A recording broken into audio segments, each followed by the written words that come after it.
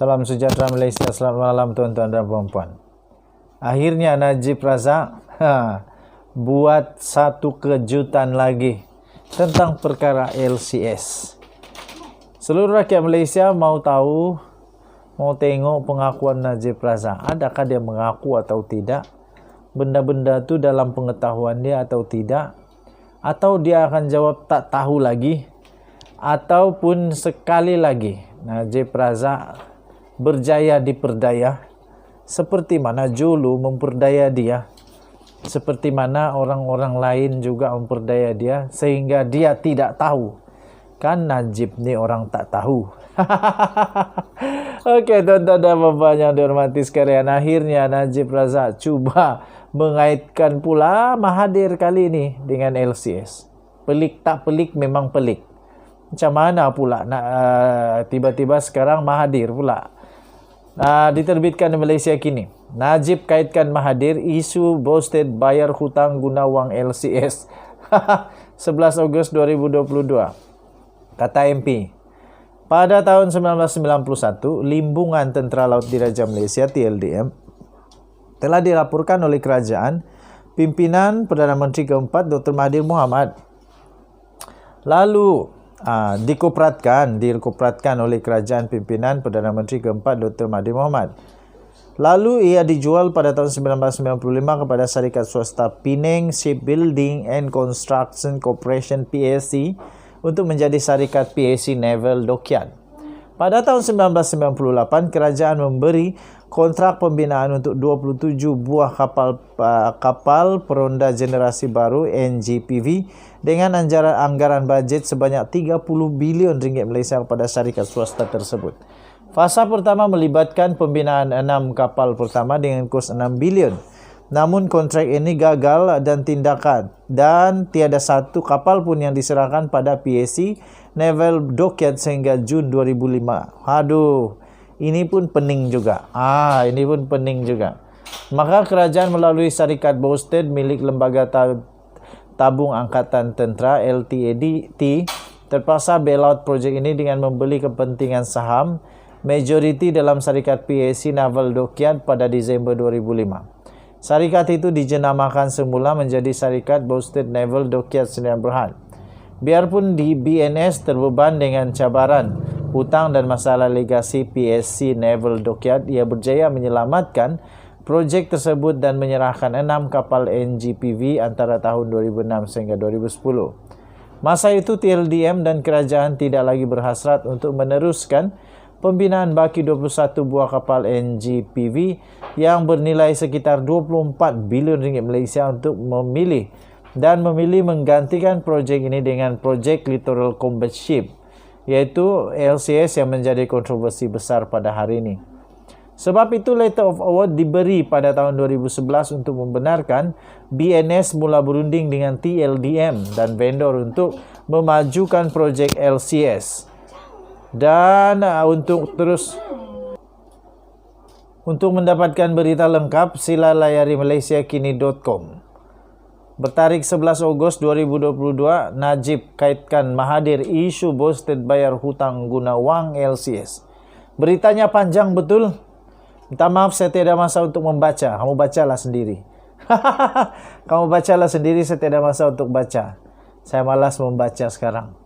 Kamu baca sendiri apa cerita dalam tu di malaysiakini.com. Kamu type saja malaysiakini.com, Najib kaitkan Mahathir isu boosted bayar hutang guna wang LCS. Bye bye. Salam sejahtera Malaysia, selamat malam tuan-tuan dan puan-puan.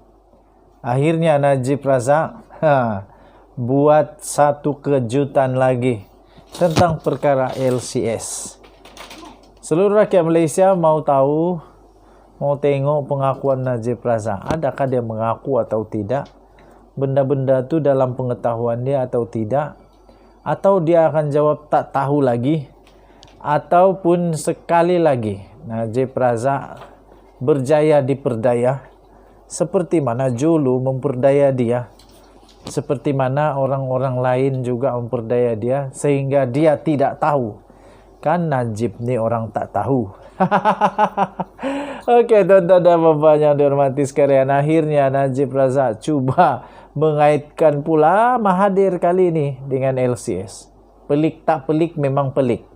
Macam mana pula nak tiba-tiba sekarang Mahathir pula diterbitkan di Malaysia kini. Najib kaitkan Mahathir isu boosted bayar hutang guna wang LCS.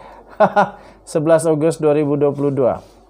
Kata MP, pada tahun 1991, Limbungan Tentera Laut Diraja Malaysia TLDM telah dilaporkan oleh kerajaan pimpinan Perdana Menteri keempat Dr. Mahathir Mohamad.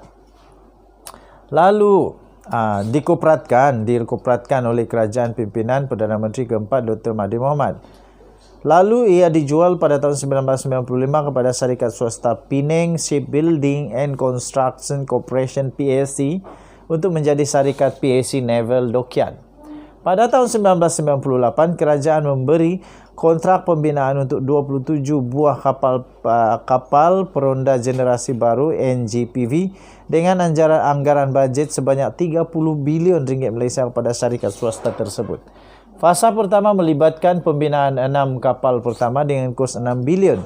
Namun kontrak ini gagal dan tiada satu kapal pun yang diserahkan pada PAC Naval Dockyard sehingga Jun 2005. Aduh, ini pun pening juga. Ini pun pening juga.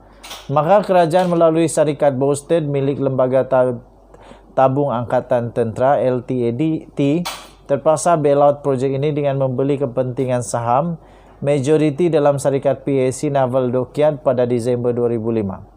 Syarikat itu dijenamakan semula menjadi Syarikat Boosted Naval Dockyard Sdn Bhd.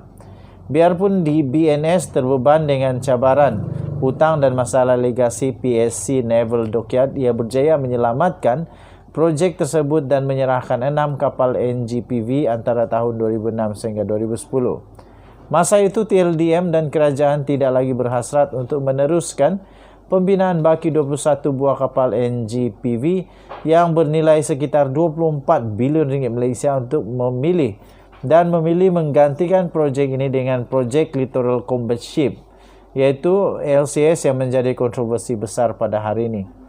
Sebab itu letter of award diberi pada tahun 2011 untuk membenarkan BNS mula berunding dengan TLDM dan vendor untuk memajukan projek LCS. Dan untuk mendapatkan berita lengkap, sila layari malaysiakini.com.